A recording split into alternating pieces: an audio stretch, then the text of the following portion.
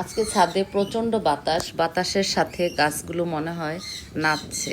ওদের আসলে আজকে নৃত্য করার দিন। আমি ওদের নৃত্য দেখে খুশি।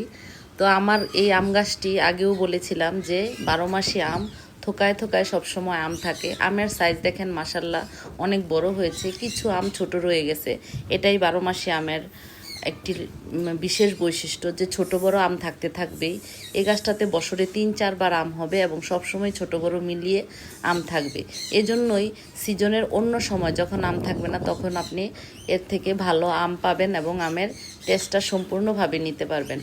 তো আজকে আমি আরও বলতে চাই এই গাছটার যত্নের কথা। অনেকেই এখন ছাদ বাগানের ভিডিও দেয় আর সাথে অনেক অনেক যত্নের কথা বলে, কিন্তু আসলে আমি ভেবে দেখলাম এত সব যত্ন করে তো আমি বাগান করিনি। আমার বাগানের বয়স মোটামুটি বেশ অনেক বছর। তো আমি তো বাগানে বছরে 2 বার খাবার দিই, 2 বারের খাবারই হয়ে যায়। আর সারা বছর পানির সাথে ফল গাছ অন্তত এত বেশি খাবার দিতে হয় না। পানির সাথে সামান্য কোনো কোনো সময় যদি আপনি একটু খৈল পচা পাতলা করে দিতে পারেন যথেষ্ট, আর কিচ্ছুর প্রয়োজন হয় না। ফল গাছে কিন্তু আপনি যত বেশি খাবার দিবেন ফল গাছ তত বেশি বড় হয়ে যাবে, ডালপালা বড় হয়ে যাবে, তখন কিন্তু ফলন কম আসবে। ফল গাছে হলো সবসময় সাদা পানি দিয়ে সারা বছর রাখতে হয়, শুধু ফল আসার আগের যে সময়টা তখন খাবার দিলেই হয়ে যায়। খাবার আরেকবার খাবার দিতে হয় হলো ফল ধরার শেষে।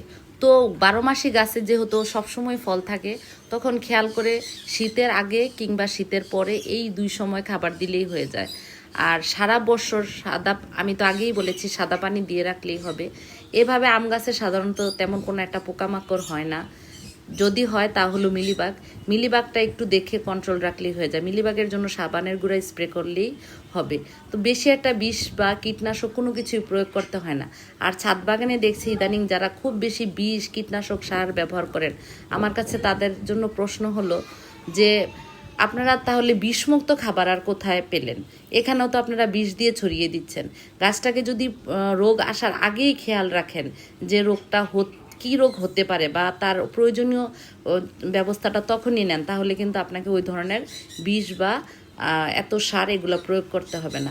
আর ন্যাচারালের উপর যদি আমরা নির্ভর করি, যেমন আমাদের কিচেন ময়লাটা, এটা দিলেই হয়ে যায়।